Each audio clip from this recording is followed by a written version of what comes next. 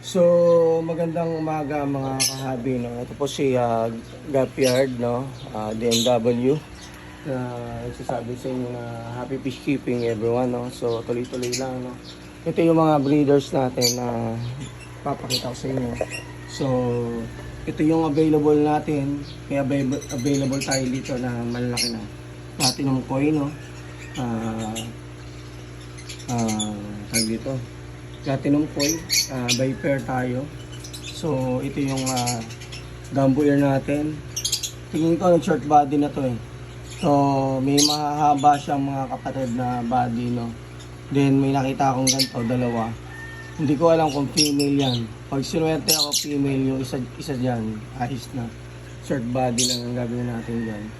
Then, ang dami nitong available guys. 300 by pair to. Ito, 300 rin by pair. So, sinabi ko na. So, ito naman, yung dwarf tuxedo koi, no? May inanak, 30 almost. So, nakain lang ng mga ng tudubing peste, no? So, 5 natira. Bad day and sad day, but swerte pa rin, blessing pa rin, may 5 natira. So, abang-abang na lang tayo dito kung may magiging 2 pair doon. So, ito naman, binili ko kay Ali Fish Shop from Bicol. Ito, hindi ko na-isa-isa ito mga to. Aling kay ano to eh, Lodge Coffee. Ito from Bicol, binili ko ng as tuxedo koi, blue tuxedo koi, no? So, lately, nag-post si Ali Fish Shop na may mga swallow jeans, no? So, ang tinanong ko rin sa kanya kung may swallow jeans tong akin o raw. So, ito na nga yung napili ko. Naselect ko na at iniwalay ko na. So, maraming available nito, mga kapatid. Mamaya, iisa-isahin ko yung mga available, no? So, by pair rin ang banat ko dito. Dami available na super. So, ito, tuxedo ko yung glass belly jeans. May naipon tayo, kaso maliliit pa yung mga walang natira eh. Walang natira mga female. So, ito lang yung natira sa kanila. So, nakakapanginayang. May natira, maliliit pa. So, palakihin pa. So, hindi ko malaman kung i-quit string. Kasi mayroong albino ako doon na kapatid nila na last batch na paanak nung tuxedo ko yung glass belly jeans na nanay nila, no. Yun, makikita nyo. Nandito, mamaya papakita ko sa inyo. So, ito yung yellow glass belly. Short body, no. Marami na tayo napapalaki dito. Yan. Ito yung first starter natin. So, yung mga unang lumaki dito, namatay rin. So, sad to say, no. So, meron tayong malalakas na ngayon na natira. Nagagamay na natin sila, no. So, ito yung HB pastel, pero white pala raw to. Kasi walang dilaw-dilaw sa buntot, no. So, tama naman si Pa-Dirt Farm, no? So, ang dami ko na rin pa anak nito, pero maliliit pa. Sobrang liit pa. Ito naman, HB Yellow, galing kay Pa-Dirt Farm. So, palakihin natin. Future breeder. Ito naman yung galing kay Pablo Cheng. Medyo gutom na ito. Nag-prepare na ako ng decapsulated, no? So, tingin ko naman malakas sila sa decapsulated. So, pero isang base lang. So, ito kaabang-abang dito, future breeder natin. So, ito yung Red Dragon Snake Skin ko na out-cross combination ng kay Kuya RR tsaka kay Lodge Coffee, no. Ang problema, hindi na nasusundan pa. So, malalaman pa lang. Baka stress pa sila. So, ito naman yung ating HBRT na kauli.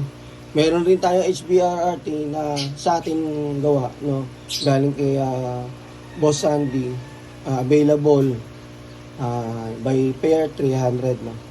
So, then ito ang ating crown tail, no? So, inaabangan lang natin. Sobrang bundot na yung female. Hindi pa siya gano'ng boost yung body niya. Pero makanganak na. Nag-drop yan ng 4. May isa doon natitira. Then, ito yung ating yellow glass belly nag-drop ulit, no? Doon yung isang breeder, no? So, ayan. Makikita niyo, may nalangoy-langoy dyan. Kukunin na rin natin yan soon. Pag lumaki, pagkasama-samahin natin yung mga paanak. Ito yung breeder ko na yellow glass belly. So, nangingitim-gitim na, nangungunti-unti na medyo nagda-dark red na yung nasa belly niya. Soon, magbablock na yan, magiging mata na yan. So, sinusundot na siya. Yung isang female nagtatago. So, ito yung tuxedo koi short body, hindi natin ma-quit quit stream, no? Kasi maganda rin talaga, super ganda nito. Then, wala pa tayong available, nagtampo ata ito eh. So, yung muli kong na ano kay Nudge Gapi, yung mga panak nito, yung isang pair. Then, ito yung ating future breeder na na napakagandang ABT galing kay Kuya RR. So, sa mga gustong umorder ng ABT, no, ako na nagsasabi sa inyo, panlaban tong kay Kuya RR. No, kunin nyo na. At mura ata ang benta nyo nito. So, buntis ata ito. So, sana magtuloy-tuloy. Kasi ito yung second breeder ko na ito magkaibang parents. Pero, umaasa rin ako na mapadami ko ng ABT soon. Ito yung mga full gold natin na outcross namin ni Kuya John Polo na pinag-iwalay natin yung female ko at yung female niya. So, binangga natin sa ibang sa kanyang male. So, ang nangyari dito, 4 na female ko, actually 3 male niya, naging 2 na lang. Then, dito, 3 female, 1 male. Ang pagbabanggay natin, yung anak nito, at saka yung anak nito, yun ang pagbabanggay natin. So,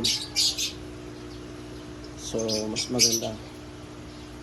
Yun lang, guys. Yung availability naman ng mga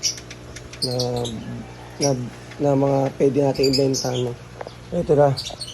Ito yung platinum koi, no? Na ilan ang available. Ilan na lang yan. Ayun, meron pala dito, nandito, nagtatago. Akala ko nagtampuhan eh. Malakas na mga to eh. So, huwag sana yung panghinaan. Pakakainin ko na rin yan. Meron na tayong nababad after nitong video, no? Ito yung mga susunod na batch nila. May mga inipis pa eh. Baka nai-spray yan napunta sa Ito lang unti ata ito. Ang dami nito eh. Nilipat ko dito yung ibang maliliit. So, yun. Kasi ito yung last batch nila, no? Hindi pa nanganganak sa ngayon yung Ito yung blue tuxedo koi, no? Swallow jeans naman. Yung mga female, no? Yan yung tatay nila, sinama ko kasi namatay na yung kapartner niya. So, ito rin yung blue tuxedo koi na male. So, aalisin rin natin yung female dyan. Soon. Then, may mga pa-dirt. Damboyer tayo, nag-aano na siya, nagmumult na halos. So, yan. Ilan pa lang yung tinabi ko na. Yan, tamo, may mahahabang katawan na pa-dirt. Samantalang yung nakuha ko maiksi, no? So, naghahanap rin ako dito ng female na maiksi ang katawan. Ito, magkakapatid talaga itong dalawa na to. So, yan. Pag pinambangga ako, magsha-short body yan. Kasi ito yung albino red na, silverado, no? So, maganda yung unang labas ng male nito eh. Talagang kita-kita mo silverado ang body, pero sana ito may maglabas ng gano'n. Ayan. Ito yung HB white natin, mga bossing. Napakarami nito. Nako, sabi ko sa inyo. Sobrang dami. At hindi rin namamatay sila sa decapsulated. Matibay ang nitong mga to, kargado. Pero yung last batch ng pa-dirt, no? Pinapalaki pa tayo dito. So, soon. Nandito yung crown tail na nag-iisa. Ito yung HBRRT na natin yung sa ating gawa ng sama-sama ko na yan. Ito yung yung parents nila. Napakaganda yan, no? Meron rin lalabas na mga bossing. Yan. Tapos ito yung tuxedo koi glass belly jeans. Yun yung naabangan natin may mga belly na female plan na. Then dito, yung mga, dito guys, yung mga ano natin, mga project natin. Yung mga ano, pero soon, i-out ko na lang yung mga project kong yan. Kasi, medyo nahirapan talaga ako. So, asa na lang tayo sa mga bagong dating na ano. So, pwede kong mabenta ng ano to, wholesale. Pag lumaki na. Kasi, mga ano to, hindi pa kita yung ano nila kung female o male. I-wholesale natin yan. Kasi pwede kong paglagyan ng ano yan, ng mga paanak ko. Yung parami yun.